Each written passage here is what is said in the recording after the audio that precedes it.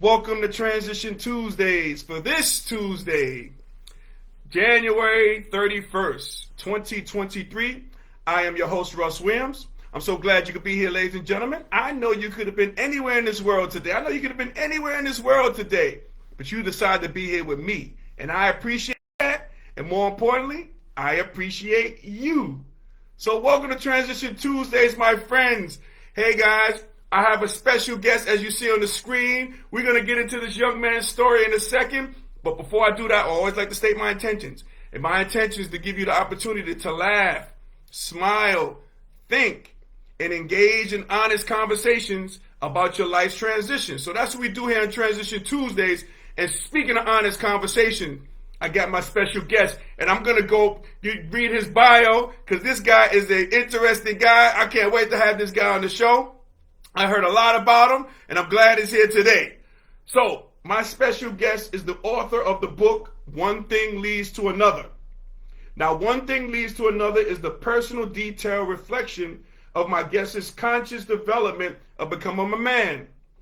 This book is a modern-day story dealing with issues of child molestation, racism, interracial dating, violence, drug abuse, war, religion, and many other factors that lead us as the readers to believe one thing leads to another. So, ladies and gentlemen, Transition Army, please help me welcome Mr. Angelo Galloway to Transition Tuesdays. Hold on, Angelo. Gotta give you your claps. No problem, man. I'm glad you love it, man. I'm glad you love it. What's good, my man? Everything good? Yeah, everything good, man. Everything good, man. Good. Now, Angelo, I know you're new to the show, man. And let me just see if anybody's checking in thus far. Hold on one second. You're probably going to have some people checking in. They're probably going to be asking you questions too, Angelo. So, wait, hold on. We got my guy, the EP, I call him, and the guy who Angelo knows and loves. I got my guy Malik here on the check-in. What's going on, Malik? Welcome to Transition Tuesdays, my friend. We got Malik here. Angelo for you. Hey, what's going on, Malik? What's happening with you, man? Oh, man. Hey, so, Angelo, I know you're new to the show, and with my guest, I play some, music for my guest. So, I want to play this song. Soon as I booked you, I thought of this song right away. It might be a song you might not even heard of. I don't know, but we're going to get to it. I'm going to play this. Tell me if you can hear it when I play it, and then I want to get your thoughts on it, okay? Hold on one second. Okay. All right, hold on here. Let me just cue this up here. Let's see. Yeah, all right, hold on one second.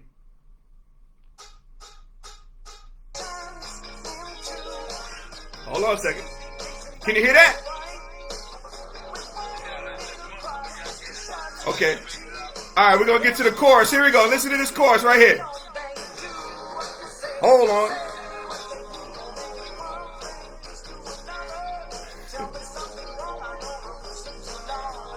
Hold on. Now, I know it's kind of muffled. I know it came out kind of muffled there, Angelo. But the name of this song is One Thing Leads to Another. Okay. Have you ever heard this song before? No, I haven't. You haven't? Wow, okay, all right, see, this is breaking exclusive news. Okay, so Angelo, man, why did you name your book One Thing Leads to Another? Since you never even heard of the song, I love it. But why did you name your book One Thing Leads to Another? That's pretty much just like a concept of, like you said in the bio, man, just my development coming to man. Mm-hmm. And I tell like little stories that happened when I was growing up. Mm-hmm. So we're pretty much saying one thing leads to another. You know what I mean? Right. As far as having little fist fights in the bathroom in elementary to get into little gang fights growing up and to having fights in the army, little stuff like that, man. So, you know what I'm saying? Guard your grill and knuckle up, like Tresh says, man. So one thing leads to another, in a progressive way of thinking. You know what I mean? Understood. Shout out to Tresh. It's one of my favorite MCs. He should be in the top 5 too, man. I'm just saying. Love Tresh. Trigger Tresh, as they called him back in the day. Hey, so Angelo. Smash, man. He definitely had the 90s on Smash. He did, man. Yup. He was lighting it up in music and and in the movies too. I loved him in Jason's Lyric. You know, did you ever see that movie with him? Yeah. Definitely levitated Pickett in that one. Yeah, yup. And I remember one scene, Tretch, the classic scene. He was like in the backyards. He was handling some business there, man. I remember that part. That's right. Yes, absolutely. Yeah, there you go, Angelo. Okay. I thought you was a young man. I thought you didn't know about these moves. Okay, cool. Hey, so Angelo, man, you know, we got our guy Malik on here on the mic too. And before I do that, we got Felicia checking in from The Rock. What's going on, Felicia? Welcome to Transition Tuesdays. Welcome. We also got Miss OD checking in from North Carolina. What's going on, Miss OD? Welcome to Transition Tuesdays. We got everybody coming out for my guy Angelo. Hey, so Angelo, we got our guy Malik on Malik Means here. And I call him Malik Means Business. That's my nickname for him, Mr. EP. But how did you what's the connection? Because Malik, you know, told me all about you, but what's the connection that you have with Mr. Malik, who I've had on the show here a couple of weeks ago? But, you know, what's your connection with him, to Malik? Oh, yeah, me and Malik grew up together, man. Oh, okay. Oh, okay. Nice. Well, he came down here and lived in Virginia for like a couple years, man. So we're like childhood friends, man. Oh, that's cool. Yup. Shout out to my guy, the EP, Malik, man. Oh, that's good stuff, man. That's good stuff. Hey, so Angelo, man, you know, your book, One Thing Leads to Another, deals with your development as becoming a man, right? So what were there any role models for you that assisted you in your transition to manhood? Were there like any role models to help you in your transitional journey to manhood? Yeah. Back in the 70s, man, before the government pretty much separated us with public housing and stopped living in the house, man. I didn't go through all that. I had a father in my life, you know what I'm saying? Mm-hmm. Had my grandfather in my life, had my uncles in my life. So I pretty much had a lot of mentors growing up. And even in my little town, man, back in the Cape Charles, mm-hmm. in the 70s and the 80s, man, my little town had maybe population like 3,000 people in my little town. Okay. But I can honestly say, man, it was men throughout the neighborhood and throughout the communities, man. You know what I mean? Mm-hmm. Hard-working men, you know what I mean? Going to work every day. And you pretty much walk up to them and have a conversation, man. You know, you had uncles, grandfathers, stepfathers. You just had a collage of men in the community. You know what I mean? Right. Some strong, some weak, but you had examples of what role models supposed to be, what a man's supposed to be. You know what I mean? Mm-hmm. Understood. And speaking of big role models, man, strong guys that I know, we got my guy Cliff Moore checking in on the check-in. What's going on, Cliff? Welcome to Transition Tuesdays, my friend. Yeah, man. You know, it's a little bit different too now. You know, like now, you know, you have these conversations with these people. These people like protect you. They'll give you advice. You know, they gave you advice back in the day. Right now, it's a little bit more difficult to do that. You know what I mean? But I know back then, you know, that was the way to go. You know, and that's what happened. You know, we had those particular role models, you know, helping us in our journey to manhood. So, you know, one thing I want to share with the audience, with the Transition Army, as we call them here, there, Angelo, you know, the people who tune in, you know, your book deals with a lot of tough issues, man. You know, it deals with child molestation, it talks about racism, like I talked about, interracial dating, violence, drug abuse, war, and religion. You know, can you give us a sneak peek on like each the topic that your book deals with? Like, can we take child molestation, a little bit about that? What, you know, what's that about in your book? In the book I talk about two forms of child molestation. Okay. When I was maybe like 7, 8 years old, I got molested by my older cousin. I kind of like expressed that in the book. Okay. Oh man. And it kind of you know, when that happens to you, you don't know what happened. You really don't know how to feel. You don't know what you feel very unsure of yourself. Sure. You know what I'm saying? Yeah. And you're kind of like walking on eggshells of like, yo, was I supposed to be born that way? What did that person see in me?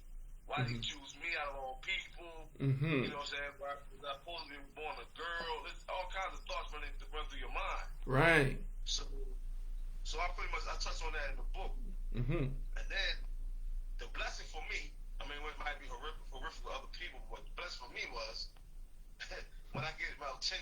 old, 10, 11 years old, I get molested by a babysitter, which is a female. Wow. Right, man. So really, that kind of like, they saved my life. You feel what I'm saying? How so? How so? Because now it's like, oh, I'm doing what grown men doing. I'm doing and feeling what men feel like. I feel like, but I'm still going through the motions, but it's like, okay, this is what it feels like being with a woman. This is what it feels like with a girl. You feel what I'm saying? Wow. And this was at 10 years old? Yeah. Wow. 10, 11 years old, man. Wow. And this went on until I hit 17, man. Wow. Yeah. Man. So what is the common, like, one thing that was so unique about my book is that different people get things out of the book, but one of my cousins, when she picked out of the thing, I write about sexual encounters going up too with different women. Right. But Okay. she saw the common thread between, being molested on one end and being molested on the other, was I just pretty much made me like a womanizer more or less, you know what I mean? But I kind of had to prove myself by having different sexual encounters with different women, you know what I mean? That's how I justify myself, a manhood coming. Yeah. Just having sex, just being promiscuous, Right, understood. If you don't mind me asking, Angelo, how old was the babysitter when you were 10 years old? How old was this babysitter? She was like 15.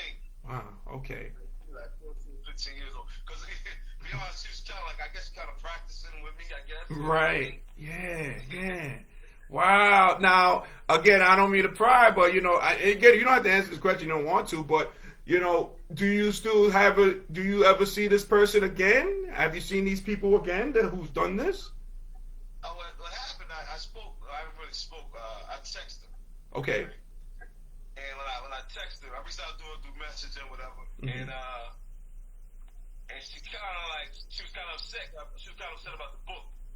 Like, I heard you wrote about the book. I heard about your book, and heard you got me in it. This, that, and the third. But like, I changed the names and stuff like that. Right. Change the names to protect the innocent, right? Yes. Right.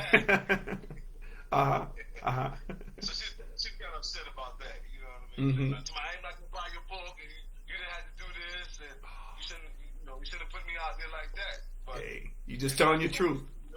Yep, you're just telling your truth. It ain't nothing wrong with that, and people can learn from that. Nothing wrong with that at all. Yeah. But like I said, but what I liked about she's put off about it. But in essence, for me, she saved my life. You know what I mean? Wow. Like doing that, that's just like, okay, this is what it is. You know what I'm saying? If not, I don't know what kind of thoughts I might have had. You know what I mean? Right. I ended up. Understood. Yeah. So I guess this cousin was a male, and the lady, the babysitter, was a female. Yeah. Okay. Gotcha. Okay. Hey, what about racism, man? What kind of racism did you encounter there in Virginia? Okay. I live in a small town, like I said, it's Cape Charles, and Cape Charles is only like 7 blocks. That's it? Yeah, 7 blocks. Wow. Okay. In this little town, we live off the coast of the water. We have a beach, and we're coming off like the fragments of the segregation. So therefore, the beach had remnants of being segregated, whereas the white portion of the beach was clean and didn't have no trash or cans or anything like that. Right. But on the black side, you had broken glass. It had sewage pipes. Wow. Dump off on the black side. You used to have feces on that side of the beach. You know what I mean? Wow. So all this was intentional, right? I would imagine. Yeah, it was intentional. And then with the town, like I said, 7 blocks. The first 5 blocks were heavily populated with whites, and the last 2 blocks of the town was populated with blacks. So every once in a while, anyway, the front street, as we called it, like the downtown area, we had to walk through the white neighborhoods. And in the book, I describe how some of the whites would throw bottles at us, and the bottles would burst at our feet. Wow. And then I talked about having fights with white boys and stuff like that.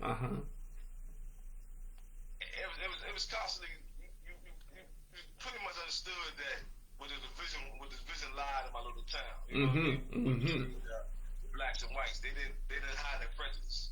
Yeah, definitely. Yeah, and that leads me to like interracial dating. So I would imagine back then that was probably like major taboo. It's probably different than it is today. But talk to me a little about the interracial dating that you encountered.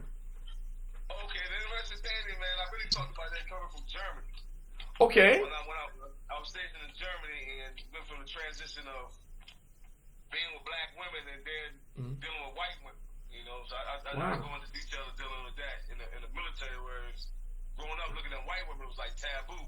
But then I get over here in Germany, and I describe how German women are very attracted to African American men. You know, especially in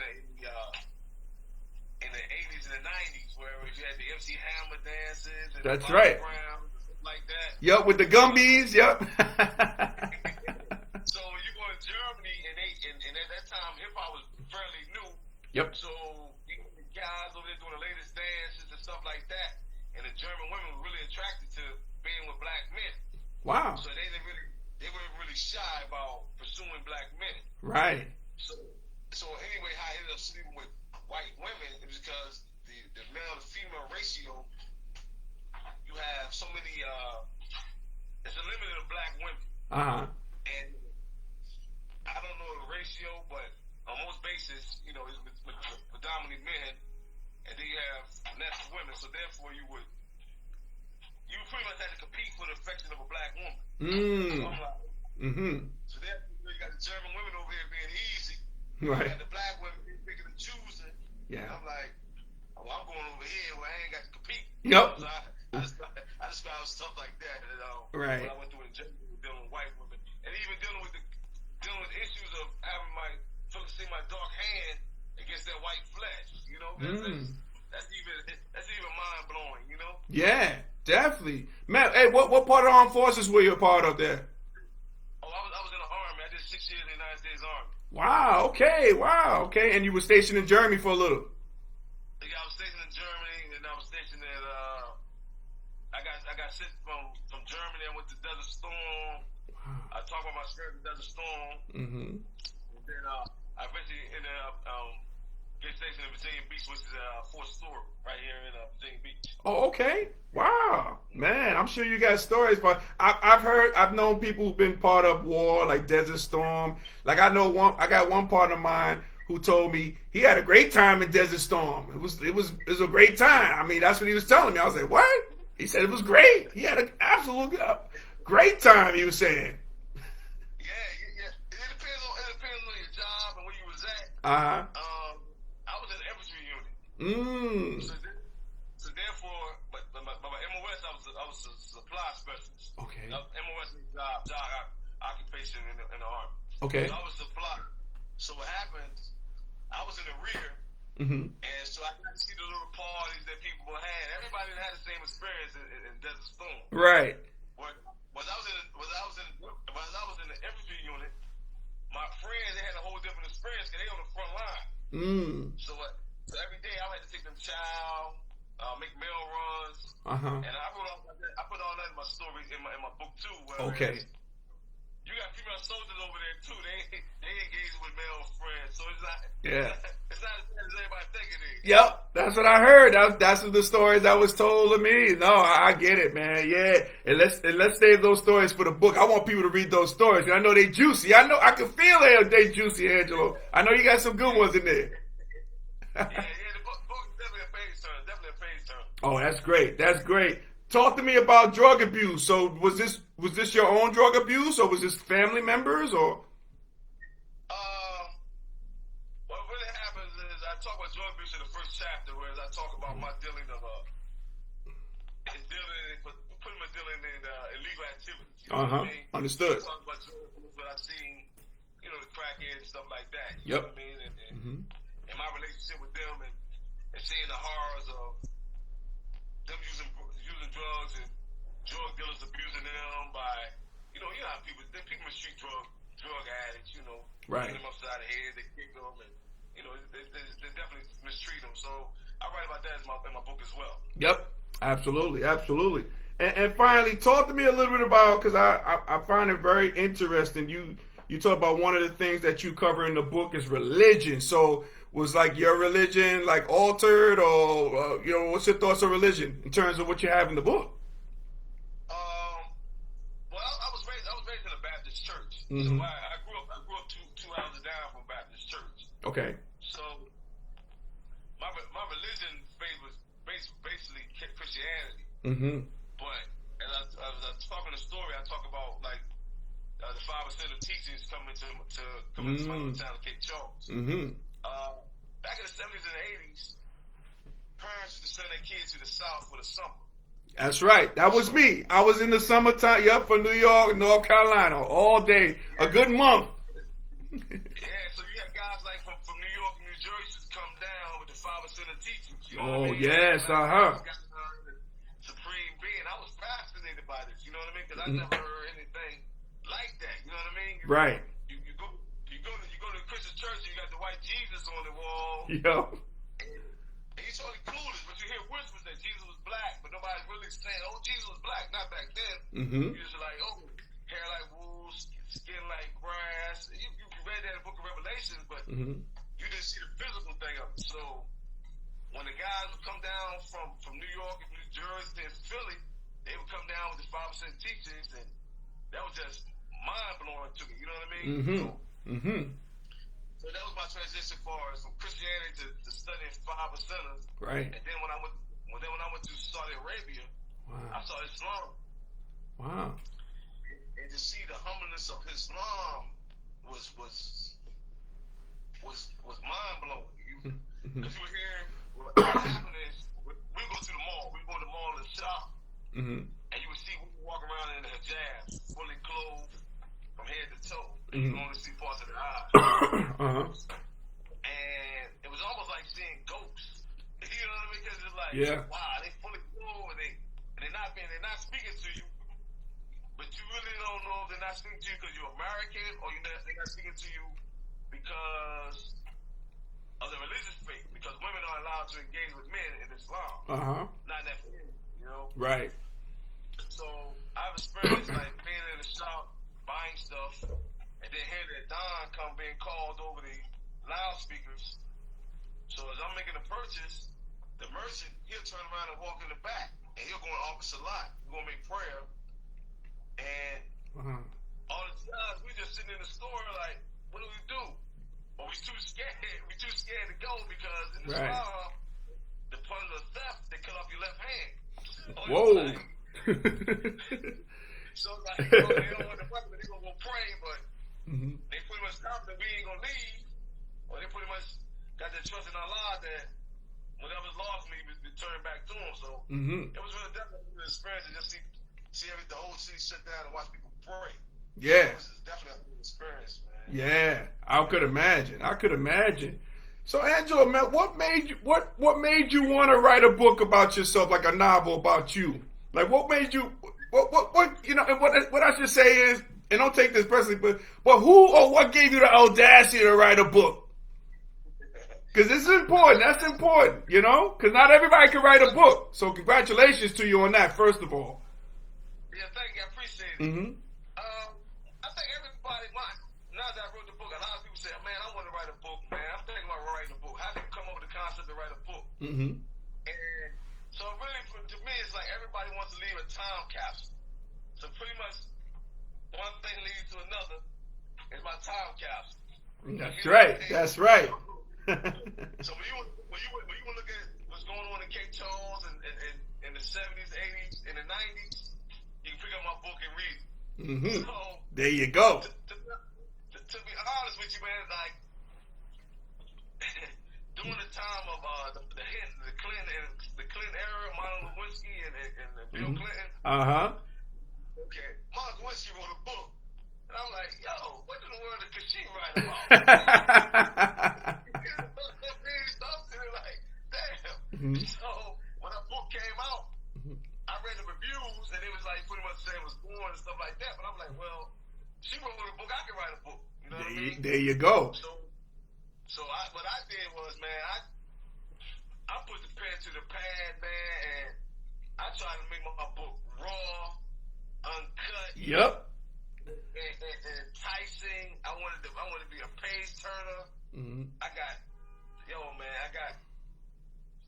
everything in the book, man. The other day, Tommy Nichols, you know what I'm saying? What happened to him? He got beat up by the police officer. Right, yeah. So I'm like, wow. Like, you listen to all the things that my book has in it, right? You know, the violence, the racism, you know what I'm saying, the sex, the religion. And I'm sitting there like, damn, I wrote about police brutality in my book.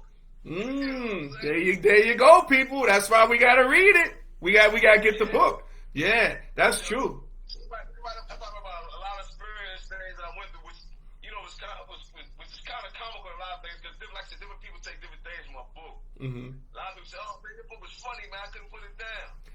And some people like, "Man, the language you got in it, man. I just had to put it down, you know." And then I met some older guy. He's like, he's maybe like in his 70s. He's like a pro-black guy. He's like, okay, man, I just study your book. You know what I mean? I even talk about masonry in the book and how masonry applies in the military. You know? So it's all over the place, man. So I can't really pinpoint one thing that stands out in the book because I want people to just get inside my book, man, and not put it down, man. You know what I mean? Absolutely, man. Hey, couple of things. So when you mentioned Monica Lewinsky, I know that they just celebrated. That happened 25 years ago, like last week. 25 years ago. I can't believe that. Now Monica Lewinsky is like a verb now. Oh man, you got Monica Lewinsky, man. You know, so that's funny there too. And we got our guy Malik wants to know, what was your 5% name? Oh, see, this is what happened, man. I looked at religion being so serious, man. I couldn't take. I couldn't take a name like Power E, Supreme. So that's the New York guys. That's what the names was. Right. So anyway, my nickname was G-Lo. G-Lo, I like it. So I would drop the A and N for my name and make it G-Lo. So I would say, giving education and love and organization. That's what I broke it down to an acronym. Wow. So, yeah, giving education, love, and organization to my people. So that's what the G-Lo stood for. Wow, there you go, Malik. You heard it. You heard it there first. Great question there. Great question. Man, so for you, Angelo, was writing this book, man, was it therapeutic for you when you was writing this book? How was that process for you? Yeah, most definitely, man. Because a lot of times you remember things, like, oh man, and then it's very therapeutic because you kind of like it's like a coping mechanism, like yeah. You even look back and see how much you evolved from these little childish things that you used to do, you know. Yeah. Nah, that's definitely true. Yep, that's definitely true. So you said, what part of Virginia were you from? You said from was it Cape Town? No, Cape Charles. Cape Charles, yeah. Now, I've heard of that place before. Is it known for, like, has it been a famous person been there from there? Or, like, something with something that they're known for? Because I've heard of that before. Okay, right now, Cape Charles is like one of the, becoming like a resort town right now. Okay. Whereas people, what happened was the town was kind of like dying out. Okay.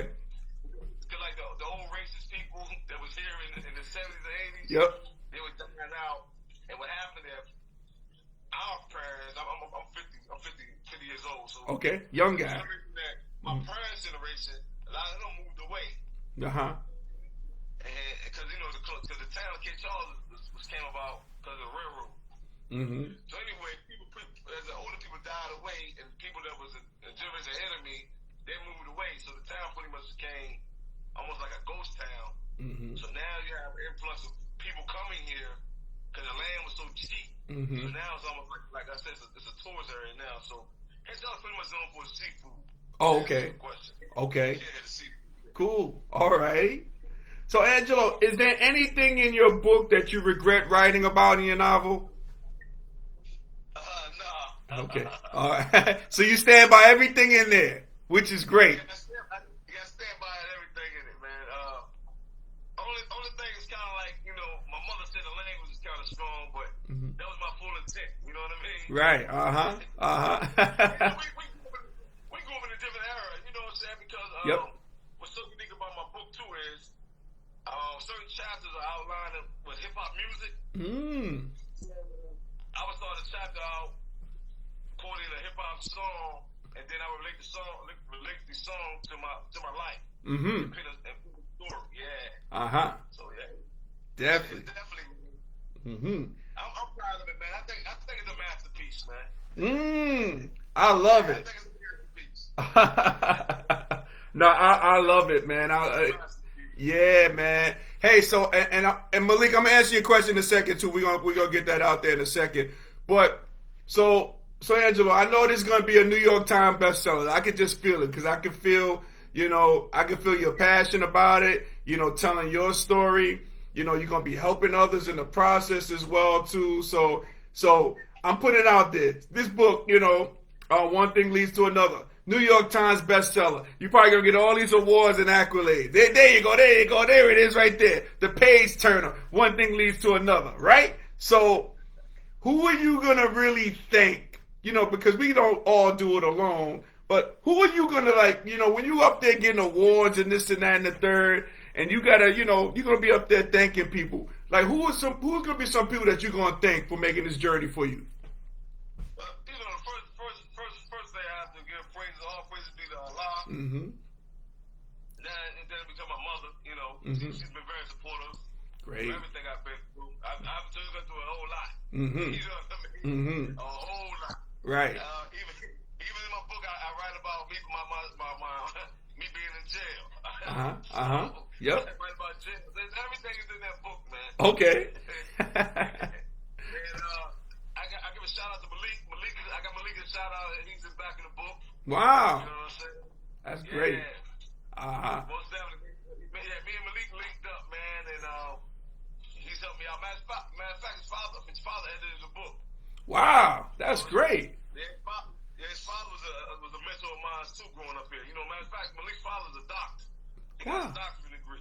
I didn't know that. Malik never told me that. Real heavy guy, man. He got a lot of art too, man. Malik and his father and I, we just in Philly together, man. Oh man, it was a great experience, man. Great experience. Yeah.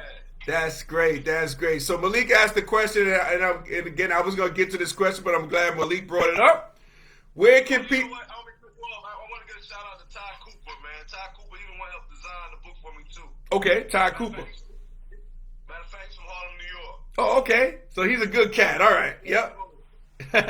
Any guy from Harlem is good people. My brother lives in Harlem, so yeah. My brother's the prince. My brother's the king of Harlem. That's what I call him personally. So anybody from Harlem is good people. Always good people. So Angelo, man, where can people get the book? Where can they get this hands on this masterpiece? Where can they get the book? Okay, they can get the book off my website, Jarvis Publishing. Okay. Or they can get it off of Amazon. Okay, so they go to Amazon. Okay, just type in one thing leads to another, or type in you as the author. Oh yeah, exactly. They can type in one thing leads to another, and then they also type in the author name is Angelo Galloway. Okay, gotcha. Yeah, you got other few books with the same title, of course, but right. You know what I'm saying? Put type in one thing leads to another, and the author Angelo Galloway. And then they'll come up just like that. Yeah, gotcha. So last question I got for you, Angelo, is we're gonna have a sequel to this book, or we're gonna have many books coming your way? Yeah, most definitely.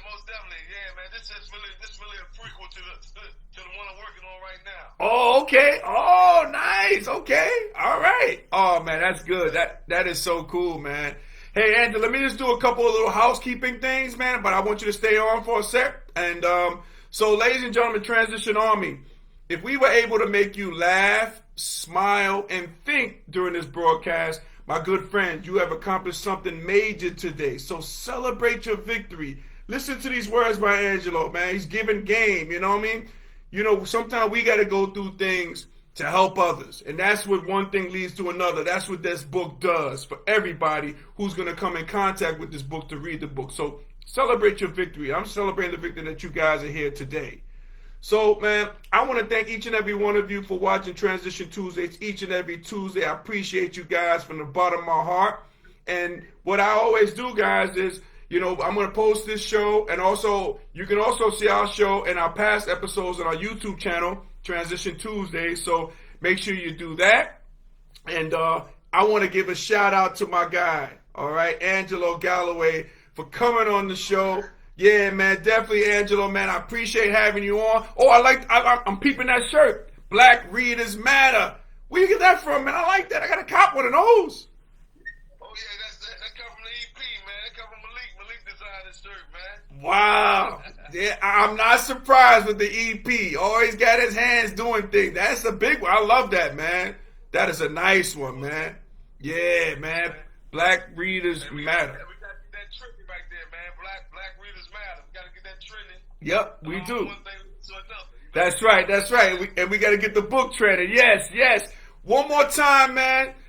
Angelo, where can they get the hold of their book, and how can they get in contact with you? You got a Instagram handle, all this good stuff. Just tell them exactly how they can get the book and how to get in contact with you. Oh yeah, they can reach out to me on Instagram, Angelo Galloway 70. Mm-hmm. That's the signature of my birth year. Mm-hmm. And they get me on Facebook, Angelo Galloway. Mm-hmm. Then once again, you get the book off Amazon. One thing leads to another by Angelo Galloway. Mm-hmm. I appreciate your support. You know what I'm saying? No problem. It's definitely a classic. You definitely got to have it in your. You definitely got to have it in your catalog of books. You got to put it in your library. That's right. And I'm putting it out here, ladies and gentlemen, Transition on. I'm putting it out here. Number one, I already put it out there already. New York Times bestseller. Also, I'm putting this out. This book will be made into a movie. That sound good, Angelo? That sound good? What do you think? Yeah, I like that. From my lips to God's ears, as they say, right? Yeah, most definitely. Cool. All right. So, ladies and gentlemen, Transition Army, as we always say in parting, happy transitioning, and we'll speak to you soon. God bless everybody. God bless Angelo. Thank you, my man. Appreciate you, man. Thank you, man. I appreciate you. Thank you. No problem. Take care, everybody.